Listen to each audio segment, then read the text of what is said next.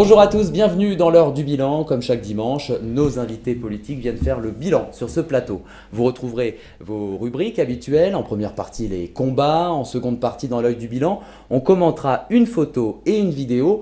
Dans le bilan s'impose, on interrogera notre invité, plutôt nos invités aujourd'hui, sur des sujets sur lesquels ils ne sont pas souvent interrogés. Et enfin, on retrouvera les minutes outre-mer. Et aujourd'hui, notre invité, accompagné de Geneviève de Fontenay, Philippe Pascot. Bonjour. Bonjour Nicolas. C'est également effectivement la première de Geneviève de Fontenay dans cette émission. Je suis ravi. En plus, c'est à côté de Philippe Pascot. Et réciproquement. Donc Philippe Pascot. Ah ouais, vraiment, tu as une bonne idée là. Écrivain, ancien conseiller régional d'Île-de-France, ex-maire adjoint de la ville d'Évry, en Essonne. Bienvenue tous les deux. Merci. Et bienvenue pour cette première, Geneviève. Merci de nous accueillir, mon cher Nicolas. Et on passe tout de suite à cette première partie d'émission, c'est les combats. Ou plutôt le combat de Philippe Pascot, la moralisation de la vie politique, c'est bien ça? Oui, il y a du travail. Donc vous avez été du boulot, hein. Pendant de nombreuses années, vous-même, dans la vie politique. Aujourd'hui, vous dénoncez les privilèges, les avantages, les méthodes frauduleuses de certains Alors, hommes et je femmes. dénonce pas, je fais un constat. Un constat. Dénoncer, ça fait un peu 39-45. À travers, en tout cas, différents ouvrages. Vous avez sorti notamment Délit d'élu, 400 politiques aux prises avec la justice en 2014, Pilleurs d'État aussi l'année suivante, du goudron et des plumes l'année dernière. Et aujourd'hui, on vous retrouve avec ce nouveau livre qui s'appelle « Allez presque tous vous faire foutre ». Il y a des petits points derrière. Chacun met ce qu'il veut. Chacun met ce qu'il veut. C'est aux éditions Max Milo, vous faites de nouvelles révélations. Alors c'est vrai que, Philippe Pascot, quand on vous demande qu'est-ce qui vous a poussé aussi à vous intéresser au délit des élus, vous répondez que vous avez toujours considéré qu'un élu devait être exemplaire, qu'il devait servir et non se servir, c'est bien ça, Philippe Pascot? C'est une évidence tellement simple. Je veux dire, moi je conçois pas autre chose. Des gens qui nous demandent de nous serrer la ceinture et qui se rajoutent des boutons à la leur. J'ai quand même un malaise. Des gens qui nous demandent à nous de travailler pendant 70 ans pour toucher une retraite misérable et qui, au bout de 5 ans, ont une retraite de 2500 €. Je dis simplement qu'il y a un petit malaise par rapport à ce qu'on nous demande et ce qu'ils font. Et vous dites d'ailleurs que les privilèges des élus, c'est un sujet tabou. Pourquoi c'est tabou? Parce que c'est eux qui font les lois, Bah c'est oui, eux qui gèrent. Ils ne veulent pas lâcher. Ils veulent pas lâcher. Ils veulent pas cirer de balles dans le pied. Ils ont des matelas de retraite mieux que d'Allopilo. Ah mais c'est dingue, 5 retraites, jusqu'à 5 retraites par élu. Et en plus, ils peuvent travailler, et en plus, ils peuvent avoir des honoraires. Par exemple, dans la retraite de reversion, c'est quand même une aberration. Une retraite de reversion pour un salarié, c'est 54% de 19 000 € maximum. Même des fois 11 000 €. Moi, j'ai une amie qui a perdu son mari, il touchait 2 000 € de retraite, maintenant elle touche 327 € de retraite. Eh bien, une femme d'élu ou un homme d'élu, c'est 66% sans plafond. Moi, je veux juste qu'on m'explique pourquoi une femme d'élu est plus fatiguée qu'une femme d'ouvrier, c'est tout. C'était un peu ça vous évoque, c'était le cas de Geneviève de Fillon, Fontenay? hein, parce que depuis le temps qu'il est là, il a amassé aussi pas mal de retraites. Hein. Il a été Premier ministre avec Sarkozy. Bon, qu'est-ce qu'ils ont fait? Ils ont quand même laissé 600 milliards de dettes. Et là, il a surtout il avait dit quand même que si il était mis en examen, il retirait sa candidature. Il ne l'a pas fait. Et en plus, c'est sa femme qui est venue se rajouter à la mise en examen. Et on ne peut pas imaginer quand même que ce coup aurait pu être président à la présidence de la République. Tant plus que vous connaissez la dernière quand même, c'est qu'il n'a pas rendu les vrais costumes. Il a rendu 2 costumes qui n'étaient pas ceux qu'on lui a oui, payés. c'est un scandale, ça. Comment on peut être aussi Il se pingre? montre, il en a une à 10 000, l'autre à 15 000, l'autre à 16 000. Et Geneviève la meilleure. Il gagne 20 000 € par mois, oui. et il n'arrive pas à mettre une thune de côté. Et ce mec-là, il veut diriger la France. Oh, c'est un scandale. Mais faut Je ne sais arrêter. même pas comment ça a été Alors, accepté. par contre, Philippe Pascot, vous le rappelez souvent, tous les élus ne sont pas pourris. Non, mais vous dites c'est pas mon que discours. plus un élu monte en haut de la pyramide, Enfin, plus il s'en met Cahuzac, plein les pas poches. mal Hein, quand c'est même, ce que hein. vous dénoncez, vous, Philippe Pascot. Oui, moi je dénonce pas le petit élu de base, le petit maire de la commune qui dépense plus d'argent que ce qu'il touche en indemnité. Je l'accuse pas celui-là. Au contraire, il y a plein d'élus qui sont intègres, il y a plein d'élus qui se dépensent plus, qui reçoivent moins que ce qu'ils donnent. Par contre, dès qu'on remonte en haut de la pyramide, et ce n'est pas un signe maçonnique que je suis en train de faire, malgré le fait que 95% des élus soient francs-maçons, dès qu'on remonte en haut de la pyramide, les mecs, ils trichent, les mecs, ils s'en mettent plein les poches. Les mecs, ils nous montrent du doigt en nous disant qu'il faut qu'on soit sage, et eux, ils n'arrêtent pas de faire plein de conneries. Vous voyez une Avec sa femme attachée parlementaire qu'on n'a jamais vue à l'Assemblée. Mais c'est pas la seule. Vous voyez Rachida Dati, combien de téléphones gratos elle avait? Est-ce qu'on a besoin de 10 téléphones gratos? Et en plus, je me pose la question, quand quelqu'un a 10 téléphones, comment elle peut bosser comme élue? si elle passe son temps au téléphone. Et même, Philippe, les ex-présidents de la République ont droit à des indemnités 2,5 millions par an, avec chauffeur, voiture, secrétaire, billets gratuits, tout. Justement, dans Pilleurs d'État, vous mettez en lumière aussi tous les abus légaux dont bénéficient les politiques. C'est insupportable. Alors, par exemple, dans votre livre, vous dites à revenu égal avec un salarié, un élu peut payer 2 fois moins d'impôts. Ou encore, un élu peut avoir 5 retraites sans plafond. Comment vous expliquez ces privilèges? Mais parce qu'ils se les sont votés eux-mêmes au fur et à mesure, et que marre, nous, on a laissé faire. C'est pour ça que je dis aussi, arrêtez. Alors, pensez aujourd'hui que les élus, c'est nos employés. Les employeurs, c'est nous, et pas l'inverse. Il y a un moment donné, il faut qu'on recadre les choses. Ces gens-là ont fait ce qu'ils voulaient parce qu'on les laissait faire. Moi, je suis effaré aujourd'hui par la démocratie. Il n'y a plus de démocratie en France. Vous savez que j'ai repéré des élus, je le mets dans mon dernier livre, des sénateurs qui ont été élus avec 11 voix, 10 plus 1. 9 000 € par mois. Vous le dites souvent, ça, dans vos conférences, notamment. Vous le rappelez. Mais oui, c'est une folie. J'ai des gens qui sont élus avec 1 électeur sur 10, moins de 1 électeur sur 10. Sur ma ville, Évry, Manuel Valls, qui était numéro 3 au municipal. Salut Ménu, si tu m'écoutes. Il ne supporte pas quand je dis ça. Il a été, la liste municipale a été élue avec 1,9 électeurs sur 10. Ces gens-là sont légalement élus aujourd'hui, mais ne sont plus représentatifs de la population. Et le pire, c'est qu'ils travaillent pour qu'il y ait de plus en plus d'abstention. Parce que quand on voit la droite, ce qu'elle fait, quand on voit la gauche, ce qu'elle fait, quand on voit tout ce que font ce que j'appelle ces produits périmés avec un S, quand on voit ce que font ces produits frelatés avec un M, on n'a pas envie d'aller voter. Donc les gens s'abstiennent. Et plus on va s'abstenir, plus ça les arrange. Et d'ailleurs, pour plus de 400 métiers en France, notamment les fonctionnaires, les médecins, les pompiers ou encore les chauffeurs de taxi, c'est vrai qu'il est demandé d'avoir un casier judiciaire vierge. Vous êtes l'initiateur et vous avez gagné. Malgré ce qu'a dit Dupont-Aignan, parce qu'il a essayé de récupérer le truc pour lui, le petit pépère Dupont-Aignan, mais c'est nous qui l'avons fait. C'est le peuple qui a obligé les élus. Vous aviez lancé une pétition. J'ai lancé une pétition, j'ai lancé les médias, j'ai envoyé des gens dans toutes les réunions publiques pendant 1 an pour qu'on pose la question, est-ce que vous êtes pour le casier judiciaire vierge ou non? J'ai fait des photos avec Nicolas Dupont-Aignan, Lassalle, Asselineau, etc., et les FFI de la dernière heure sont en train de le récupérer. Les FFI de la dernière heure, c'est Dupont-Aignan. C'est lui qui est le patron et celui qui est l'initiateur de ça, c'est pas vrai. La loi est passée au 1er février. Nous avons reçu Nicolas Dupont-Aignan. Mais il est adorable. On ne sait pas quelles sont les conditions pour briguer la présidence de la République. Parce que déjà, il y a ceux qui ont fait les primaires et les autres qui ne l'ont pas fait. Déjà, ils sont à 5, c'est pas pareil. Les primaires, ça ne veut plus rien dire. Évidemment. C'est démocratique. Les gens de la primaire de droite, vous vous rendez compte que les gens en primaire de droite, ils ont appelé les mecs de gauche à voter pour eux, et les primaires de gauche, ils ont appelé les mecs de droite à voter pour eux. Et les privilèges, quand tu vois que le CAC 40 a engrangé 55 milliards de dividendes pour 2016 pour les actionnaires, mais où est-ce qu'ils investissent? Où est-ce qu'ils investissent? Et nous, on leur a donné 40 milliards pour soi-disant 1 million d'emplois. Qu'est-ce qu'il y a eu? C'est pire que ça. Je rebondis sur Geneviève. J'ai bossé sur les fraudes fiscales, 60 à 70 milliards de fraudes fiscales par an en France. On nous dit qu'on récupère le pognon, mais c'est même pas vrai. Moi, j'ai découvert un truc, c'est que les mecs qui payent une amende quand ils sont gaulés, il y en a plein qui laissent le pognon à l'étranger. Et c'est quoi cette folie? Donc en fin de compte, il légalise le fait qu'ils aient truandé en faisant de la fraude fiscale. Mais c'est quoi ce truc? L'amende forfaitaire qui était avant pour quelqu'un qu'on gaulait qui avait fait une fraude fiscale. Avant, il y avait une amende forfaitaire de 5%. C'est-à-dire que si j'avais détourné 10 millions d'euros, j'étais gaulé, je payais un redressement et en plus j'avais une amende forfaitaire de 5%. Donc ça faisait 500 000 euros. Vous savez à combien ils viennent de faire passer l'amende dans la nouvelle loi Sapin 2? Oui, c'était à 750 euros. 750 euros. Oh. Moi, je conseille aux mecs qui ont détourné 10 millions d'euros de payer en 2 fois. C'est indécent.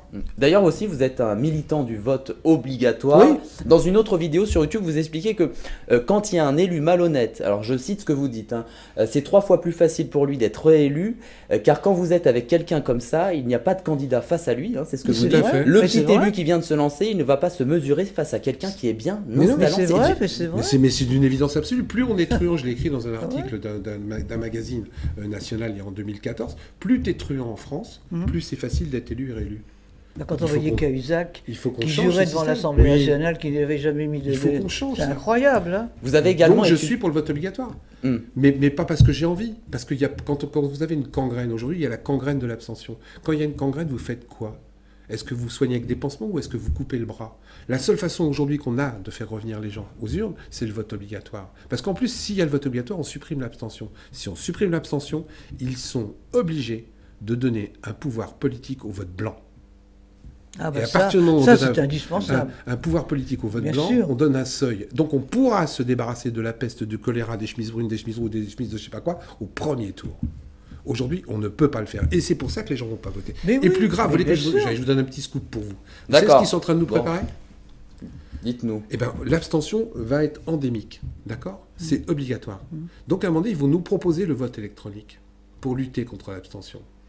Parce que le vote électronique, vous pouvez le faire de chez vous, vous pouvez le faire le dimanche, vous pouvez le faire le vendredi, vous pouvez le faire le samedi. Sauf que personne ne se rend compte que le jour où il y a le vote électronique, il n'y a plus aucune sécurité dans le vote. C'est une personne derrière un écran qui décidera que 49 est de ce côté ou de l'autre côté.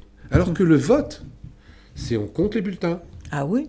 On sait combien il y a de personnes. Il y a le candidat A, le candidat B. Le vote électronique qu'ils vont nous proposer, parce qu'ils vont le faire, c'est la mort de la démocratie réelle. On ne saura plus qui vote pour qui. Et ça, c'est grave.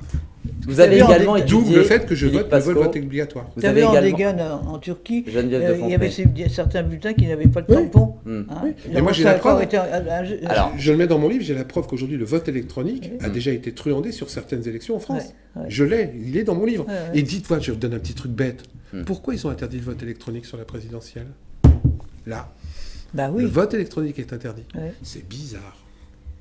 alors juste, vous avez également étudié le taux de présence des députés à l'Assemblée Oh nationale. bah alors là, Alors d'après vos calculs, le taux de présence pour 2015 est de 21%.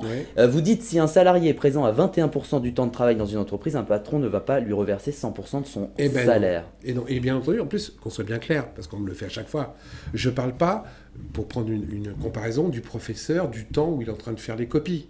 Je parle du temps où le professeur est dans sa classe, où c'est quand même son métier. Donc je parle par rapport aux élus, on a calculé ça, sur le temps où ils doivent voter. Où ils doivent voter, ce pourquoi on les paye. 21% en 2015, et puis 16% l'année d'après, ou je sais pas quoi. Et vraiment, moi je trouve ça fou.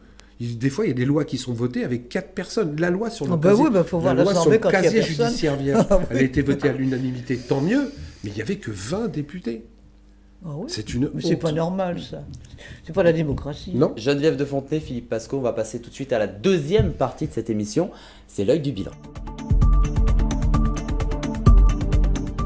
Et dans l'œil du bilan, le principe, on regarde ensemble une photo, une vidéo et on la commente ensemble. Et d'ailleurs, je vais commencer à vous montrer cette photo. Vous reconnaissez ce monsieur, Manuel Valls, hein, c'est vrai que vous avez été vous aussi depuis de très nombreuses années dans la vie politique. Alors j'ai regardé un petit peu votre parcours, vous avez été conseiller municipal d'opposition à Bondoufle, vous avez été également maire adjoint de Manuel Valls entre 2001 et 2014, également conseiller régional d'Île-de-France, entre autres, on ne va pas refaire tout de suite tout votre CV. Alors c'est vrai que moi la première question que je me pose, c'est vrai que vous êtes quand même aussi resté 20 ans dans la vie politique, 25 ans. Pourquoi être resté tant de temps? Mais pourquoi je ne serais pas resté 30 ans? Est-ce qu'on est obligé d'être pourri quand on fait de la politique? Non, bien sûr. Moi, j'ai toujours jamais eu le doigt sous Mais la ça a pu couture. vous écœurer justement. Mais non, mais la meilleure façon de changer les choses, c'est d'être à l'intérieur et de ne pas être à l'extérieur. Moi, quand j'ai organisé des combats de catch, à une époque de ma vie, je suis devenu catcheur. Parce qu'à un moment donné, je voulais savoir ce que ça fait d'être sur scène. Donc quand je critiquais les gens en politique avant 1980, je suis mis entre la politique. Mais on n'est pas obligé de devenir pourri quand on fait de la politique. D'ailleurs, vous le rappelez, tous ne sont pas. Hein. Non, tous sont pas pourris. Et Bien moi, sûr. j'ai jamais touché de pot de vin. Si, alors on m'en a proposé des pots de vin quand j'étais président de la formation professionnelle et de l'apprentissage. Je gérais quand même 800 millions d'euros par an. Il y a plein de gens qui sont venus me voir pour me proposer un petit peu d'argent. J'ai pas dit non. Ouais. Tu vois, je suis provoque. Sauf que moi, j'ai demandé à ce qu'on mette ça dans le contrat. Je sais pas pourquoi. Ils sont tous partis. Moi, je voulais bien. Un fournisseur qui me fournissait 20 000 euros en plus, tu me construis une crèche. Et d'ailleurs, on a regardé Mais cette pas dans ma photo poche. de Manuel Valls avec qui vous êtes resté donc longtemps maire adjoint. Et pour une interview dans l'émission, Bob vous dit toute la vérité, c'est une émission disponible sur le net. Vous parlez de Manuel Valls avec qui vous avez travaillé. Vous dites qu'au fur et à mesure qu'il a gravi les échelons, vous l'avez vu devenir rude. Oui, comme tous. Ah, mais il était agressif. Hein, Comme moi. tous, mais Quand il a voulu faire voter le 49-3, il agressait l'Assemblée Exactement. nationale. Hein. Il est vraiment Il devenu- agressait l'Assemblée nationale. J'ai une définition pour lui maintenant, il est devenu Dark Vador. Il est passé de l'autre côté du miroir. Mais j'ai vu ça chez plein de politiques. Ah oui. J'ai vu ça chez Xavier Dugouin, qui était un type adorable. Et puis quand il est passé président du Conseil général, ça a un petit peu C'est changé. lui qui a fait partir Hérault. Oui. Ah, il a pris sa Oui. place. Hein. Mais malheureusement, le pouvoir corrompt. Le pouvoir plus Emmanuel, Manu, tu m'excuseras, veut absolument devenir président de la République. Et c'est son objectif. Donc il est prêt à n'importe quoi, comme Fillon. comme Macron, oui. plein d'autres. Ils sont prêts à n'importe quel... Ils ont un orgueil démesuré. Ouais, ils ont un ego de fou. Un ego démordu. Et le pouvoir corrompt. Ils mettent un costume et ils ont l'impression qu'ils sont au-dessus des lois. Ils ont l'impression qu'ils deviennent des dieux. Oui, absolument. Geneviève de Fontenay, vous avez quelques questions pour Philippe Pasco? Ah ben, je suis complètement... Hein, je pense qu'on est en face tous les deux. Ah oui, vraiment. C'est le chapeau qui vous fait dire non, ça? Non, d'ailleurs c'est Geneviève de Fontenay qui vous a donné l'idée d'avoir un chapeau vous aussi? Peut-être inconsciemment, parce que Geneviève, je la connais depuis 30 ans. Ouais. Et pour la petite histoire, c'est quelqu'un qui m'a toujours soutenu dans tous mes combats. Quand j'ai fondé ma radio locale en 1981, j'ai fait une grève de la faim dans un clocher d'église pour que la radio existe. Il y a une personne qui m'a soutenu, elle est là, elle s'appelle Geneviève de Fontenay. Et elle m'a envoyé une lettre officielle en plus. Et bien justement, on va passer à ce deuxième point de l'œil du bilan, parce que ça vous concerne un petit peu tous les deux. On va parler de vos caméras cachées, parce que vous avez eu également, en dehors du parcours politique que vous avez également fait beaucoup de caméras cachées, réalisé une soixantaine, notamment pour la chaîne. Ouais, je suis un de ceux qui a fait le plus de caméras cachées en 20 ans. Tu vas ressortir des images, oui. Bah, il est possible. D'ailleurs, vous avez piégé les plus grandes personnalités, notamment Michou, Armel, Sonia Rolland, Laurent Romeshko. Et maintenant, je vais vous montrer. Le pire que j'ai piégé, c'est Jean-Pierre, celui qui disait tout à fait Thierry là. Thierry, un joueur de foot, un commentateur de foot. Thierry Roland. Ouais. Ah oui. Vous l'aviez. Ah oui. Alors, on va regarder cette vidéo avec Geneviève de Fontenay. C'est un petit souvenir. Pardon Geneviève, je suis désolé. Non, mais moi je garde un bon souvenir. C'était dans l'émission Le Grand Piège sur M6. Alors je vais un peu recontextualiser pour nos téléspectateurs qui ne se souviennent pas de cette séquence. C'est vrai qu'on commence. Geneviève de Fontenay est avec sa collaboratrice, pense aller à un rendez-vous, donc elle est en voiture, mais elle doit continuer à pied. Elle se retrouve donc dans un champ où se tiennent une opération militaire. Philippe Pasco est dans le rôle d'ailleurs de ce chef militaire. T'étais à la régie. Je vous montre tout de suite un extrait souvenir de cette émission. Un petit bip c'est 37, un gros bip c'est un 49. Si vous trouvez pas tout, vous allez revenir demain, hein. Je vois même pas. On va leur expliquer. Non mais de toute façon, je pense que monsieur de Beaumarchais va arriver. Il va nous sortir de là. On n'est pas là pour rigoler, on est en exercice réel. Viens, on avance. Parce que... C'est quoi les greluches là? Oh bah attendez, je suis madame de Fontenay, je suis pas une greluche. Lieutenant, c'est quoi ça? Je suis madame de Fontenay, présidente du comité Miss France. Beau souvenir. Oh oui, vraiment. Bon, je suis pas une greluche, je suis madame de Fontenay. C'est vrai que ça a fait beaucoup rire les téléspectateurs. Avec du recul, quel bilan faites-vous de toutes ces années dans les caméras cachées? Moi j'ai adoré les caméras cachées, toute ma période surprise avec le Canadien. Voilà, j'ai adoré parce que c'était jamais méchant. On faisait rire les gens et il y avait des moyens. Donc quand on faisait une blague, c'était vraiment des grandes équipes, etc. Moi j'ai adoré quoi. Béliveau, Marcel Béliveau, sa fille, j'ai bossé aussi avec sa fille. C'était une période où on avait vraiment l'impression de faire de la vraie télé parce que les histoires étaient des vraies histoires. On ne trichait jamais. Voilà, je me souviens avec Michou également, qui s'était retrouvé sur une place de village. Il n'y avait pas que Michou, il y avait le mari de... Comment il s'appelle un lapin. Ah, Chantal Goya. Ouais, non, son mari. Oui, donc c'est le mari de Chantal Goya. Le mari de Chantal était complètement bourré. Michou était complètement bourré aussi. Lui. Et donc on a eu beaucoup de mal à tourner le truc. Et il n'arrêtait pas parce que Michou est un type de droite. Il n'arrêtait pas, parce que j'étais censé représenter un maire de droite. Il dit, vous direz à Chirac, vous direz à Chirac. On était obligé de couper ça. Alors d'ailleurs, j'ai également vu, en préparant cette émission... Chirac était un peu de gauche. Hein. Oui, un peu. Geneviève, plus de gauche que de gauche. Panayotis Pasco, qui est votre fils, recruté en septembre 2015 par Yann Barthès dans le petit journal de Canal+. C'est aujourd'hui une des figures, d'ailleurs, de l'émission Quotidien sur TMC. Oui, pareil, Justement, c'est grâce à ces caméras cachées que le goût de la télévision lui est venu? Je sais pas, tous mes enfants sont des besogneux, ils sont adorables, parce que j'ai pas que Panayotis, j'ai 6 enfants. Mais c'est vrai que Panayotis, il a commencé à 13 ans, je lui ai acheté une petite caméra, il a commencé à faire des trucs, après il a fait des trucs sur YouTube. Il a fait un concours de court-métrage à 15 ans, dont il m'a pas dit, il a gagné le concours. Là, bon voilà, c'est des besogneux, et je suis très très fier de tous mes enfants. Parce que j'ai Panayotis, mais j'ai un autre fils qui s'appelle Paul, qui écrit des pièces de théâtre aussi, etc. J'ai un autre fils qui a monté un gros truc, une start-up là, qui est en pleine expansion, qui s'appelle agriconomie.com. J'ai une fille qui s'occupe d'enfants autistes et de vieillards. J'ai un autre enfant qui est devenu avocat. Ma plus grande fierté, c'est mes gamins, dont Panayotis. Philippe Pasco, Geneviève de Fontenay, on va passer tout de suite à cette troisième partie d'émission. C'est le bilan s'impose. Ça passe trop vite. Dans le bilan s'impose, une petite habitude, on parle toujours, alors quand on prépare cette émission avec Raphaël Aflalo, que je salue, qui m'aide à préparer cette émission, on regarde un petit peu les sujets sur lesquels notre invité et nos invités sont interrogés. Et ceux sur quoi ils ne sont pas interrogés, on les interroge. Voilà, mais plus en temps pour avoir votre avis de citoyen. On va parler aujourd'hui des conséquences des jeux vidéo sur les résultats scolaires. C'est vrai que c'est... On va justement rappeler tout ça. Donc c'est vrai que les jeux vidéo sont un type de jeu aussi très populaire pour de nombreuses personnes, surtout pour les enfants qui peuvent passer beaucoup de temps à regarder un écran de télévision, un ordinateur pour jouer. La question qu'on se pose, c'est peuvent-ils avoir des conséquences négatives sur la scolarité de nos enfants? C'est la question qu'on va se poser. Justement, je vais m'appuyer sur une étude de l'OCDE, donc c'est l'Organisation de coopération et de développement économique. Une enquête dans 65 pays du monde, et pour le savoir, on va s'appuyer sur ça. Donc déjà, jouer modérément peut être utile pour décrocher de meilleurs résultats en mathématiques. C'est ce que révèle cette étude. La relation d'ailleurs entre les résultats scolaires des élèves et les jeux vidéo dépendrait du type de jeu aussi que nos enfants utilisent. Justement, vous disiez, Philippe Pasqueux, vous avez 6 enfants. Ils ont été des fadas des jeux vidéo Moi non, mes gamins, ils n'ont pas eu de portable avant l'âge de 15 ans. Ça m'a créé quelques conflits avec eux, mais j'ai fait très attention. Encore une fois, tous ces trucs-là, moi j'ai un principe, ce qui est gênant, c'est l'excès. Je veux dire, le progrès, c'est bon, non, quand on en fait trop. La jeunesse de maintenant, elle est perdue. La jeunesse de maintenant. Parce que ces vidéos sont vraiment très violentes.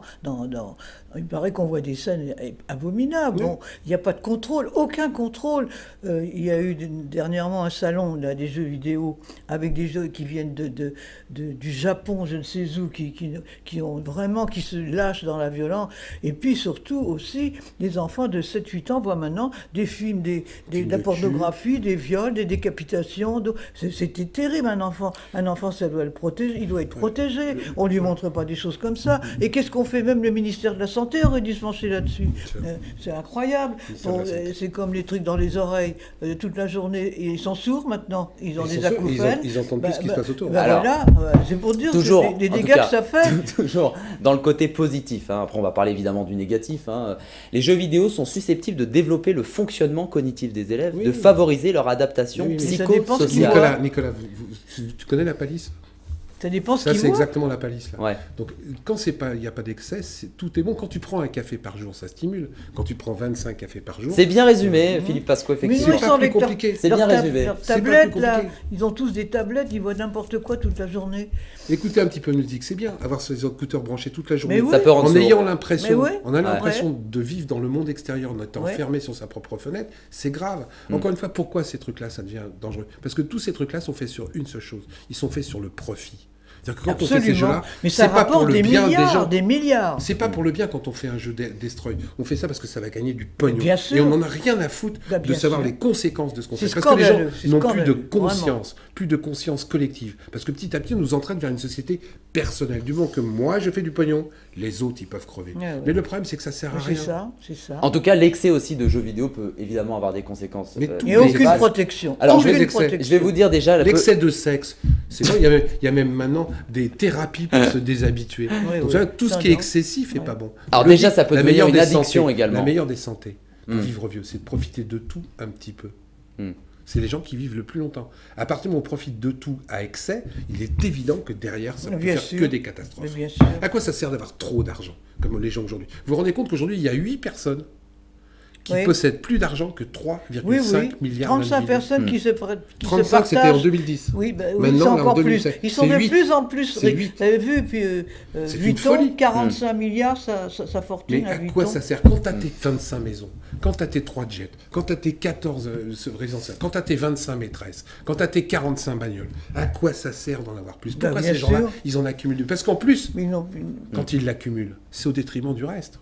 Encore une fois, on revient à une chose, au profit. Et le profit, la définition, elle est simple du profit. C'est ça qui mène le monde. Le profit, c'est pour quelques-uns. Le partage, c'est pour tout le monde. Bien sûr. Et ces gens-là ne veulent que du profit. Le problème, c'est qu'à un moment donné, ils vont être obligés de s'enfermer. Ils font un cercle, et puis ils se tiennent la main, ils sont dans les paradis fiscaux, et puis... Mais ils mettent des murs. T'as pas lu Sexus Economicus? Juste, je vais m'appuyer aussi un petit peu sur cette étude. D'ailleurs, il y a aussi une enquête PISA 2012 Donc les filles jouent, donc d'après cette enquête, jouent peu aux jeux vidéo comparé aux garçons, c'est ce que révèle cette enquête. Ça dépend, elles deviennent aussi maintenant. C'est fini. Selon l'analyste d'ailleurs Francesco Avisati, les filles qui jouent aux jeux vidéo peuvent gagner en confiance et accepter les erreurs. Pour les garçons, le fait de trop jouer à l'école, c'est faux. Le fait de trop jouer aux jeux vidéo les ferait arriver en retard à l'école. Oui, mais ça, on est d'accord. Ça c'est un détail, ça, à côté. On est d'accord, mais le fait de ne pas bien mettre ses lacets, ça te fait arriver aussi en retard à l'école. Tout ce genre d'études sont faits pour parler. C'est des études de journalistes, ça. Je veux dire, de comparer les filles et les garçons, aujourd'hui, ça veut dire quoi? Ça veut rien dire. Pour donner des clés aussi, Philippe Pasco. Ça donne pas des clés parce que déjà mettre les femmes et les hommes, on le fait souvent en politique. On me dit les femmes sont vachement plus vertueuses en politique. Non, les femmes sont pas plus vertueuses. Qui c'est qui vous dit ça? Les gens, pour se dédouaner. Les femmes me disent qu'ils sont beaucoup plus vertueuses. Bah oui, mais quand je compare proportionnellement le nombre de femmes qui sont élues au nombre d'hommes, il y a autant de femmes qui sont pourries que de mecs. Ah oui, il y a des femmes qui deviennent très violentes. Sauf qu'il y a moins de femmes élues. Très violentes. Aujourd'hui, la femme qui meurt du cancer du poumon, il y en a de plus en plus. Pourquoi? Parce qu'elles se mettent à fumer. Aujourd'hui, il y a 27% des femmes qui se barrent quand ils divorcent, qui se barrent en laissant les enfants à la maison. Il y a 20 ans. Il n'y a jamais eu autant d'enfants massacrés, massacrés. Et c'est des bébés de 4 mois, le père il regarde un film, je sais pas quoi, le bébé crie, il va lui foutre un coup de poing sur la tête. Et le bébé, heureusement, il va mourir parce que de toute façon, il l'aurait tué. Alors, il vaut mieux qu'il passe pas les 4 mois. Mais c'est pour te dire, on arrive vraiment dans un cercle de violence. Moi, je suis famille nombreuse, maman a eu 10 enfants, je suis la première et tout, mais on n'a jamais connu ça. Arrêtez ces études, honnêtement. Que les gens redescendent un peu sur Terre. D'ailleurs, je lance une... Alors, il y a des études quand même qui sont plutôt intéressantes, Philippe Pasco, faut pas tout généraliser. On est d'accord, je jette pas tout, mais c'est comme les sondages. Là, j'ai lancé un truc, d'ailleurs, je vous donne un autre coup, j'ai lancé une pétition là, qui est très intéressante sur mesopinions.com, manipulons les manipulateurs. Moi, je propose un truc vachement simple. Je demande aux gens de s'engager sur cette pétition à répondre n'importe quoi à tous les sondages. Au lieu de dire je réponds pas, je réponds maintenant n'importe quoi. De façon à ce qu'on fasse passer la marge d'erreur de 3 à 10 à tous les sondages. J'en ai marre de ces sondages qui sont bidonnés, qui nous expliquent ce qu'il faut qu'on fasse et qui font à notre place. Ça suffit, redescendez sur Terre. J'en ai marre de ces gens qui travaillent que par sondage. Les élus, aujourd'hui, ils travaillent que par sondage. Ils descendent plus sur Terre. Les entreprises ne travaillent plus. Puis des sondages qui sont plus ou moins bidonnés.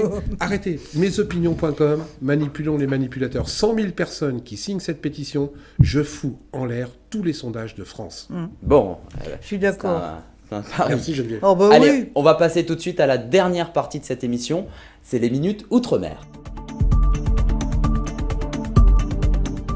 Et dans les minutes Outre-mer, aujourd'hui, on va parler de la richesse sportive en Outre-mer. Et c'est vrai qu'en septembre 2016, donc pendant la mandature de François Hollande, Patrick Canet, l'ancien ministre du coup de la Ville et de la Jeunesse et des Sports, avait lancé un plan de développement des équipements sportifs en Outre-mer, d'un montant quand même de 80 millions d'euros sur 4 ans, donc soit 20 millions par an. Donc l'objectif, Philippe Pasco, laissez-moi terminer. L'objectif est de remettre à niveau déjà les centres sportifs existants. D'ailleurs, l'ancien ministre Patrick Canet avait déclaré à l'annonce de cette mesure: le logement c'est une chose, mais il faut des équipements de qualité pour redonner fierté, espoir à ces quartiers. Est-ce que vous pensez que ça passe principalement par le sport, ça, Philippe Pasco? Non, encore une fois, par rapport au... Ça passe pas par le sport. Tout ça, c'est de l'argent qui est déversé. Et en plus, il n'y a pas de contrôle sur l'outre-mer. C'est ça qui me fait très peur. Moi, je reviens, là. J'ai été un petit voyage du 10 au 15 mai à La Réunion. Je peux vous assurer que là-bas, il y a des nids d'élus corrompus, mais beaucoup plus importants qu'en France. L'argent qui est envoyé, il y en a plein qui, malheureusement, est détourné. Il y a une super route de 12 km que j'ai vue, là, qui passe sur la mer, qui sert à rien, qui va coûter une fortune. Une fortune aux contribuables. Et ben, ils la font là-bas, dis donc. Ils font venir carrément du sable de partout parce qu'ils n'en ont pas assez pour construire une route de 12 km qui va sur la mer, mais qui va servir à rien. Le problème qu'il y a en Outre-mer, c'est que comme en France, mais encore plus en Outre-mer, il n'y a aucun contrôle de l'argent distribué. Il y a des élus corrompus qui s'en mettent plein les fouilles quand il y a du pognon. Et ces gens-là, au contraire, ils veulent de l'argent, ils veulent des mannes, ils veulent du pognon pour faire du sport, mais l'argent n'arrive pas tout le temps. L'argent n'arrive pas. C'est comme en Guyane, il y a le truc spatial, évidemment, mais ils sont en vase clos. Exactement. Ça ne profite pas du tout aux Guyanais. Et les élus d'ici, comme ça les arrange, parce que c'est des voies, c'est des réservoirs, etc., et ben, ils regardent ailleurs.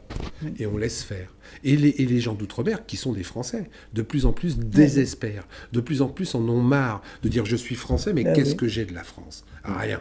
On pique mes ressources, on exploite mes bananes, on fait des fusées, mais quelles sont les retombées pour les habitants qui sont sur place. On fait avec l'outre-mer français comme on a fait avec l'Afrique. C'est-à-dire qu'on exploite les gens sur place et on les laisse crever sur place. C'est c'est l'esclavage du 21e siècle. Allez, on va devoir conclure cette émission. Déjà, ça passe vite. Alors il faut faire un feuilleton, quoi.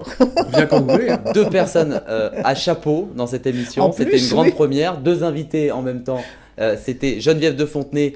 Vous rejoignez entre guillemets notre équipe, parce que de temps en temps vous serez face à nos invités politiques.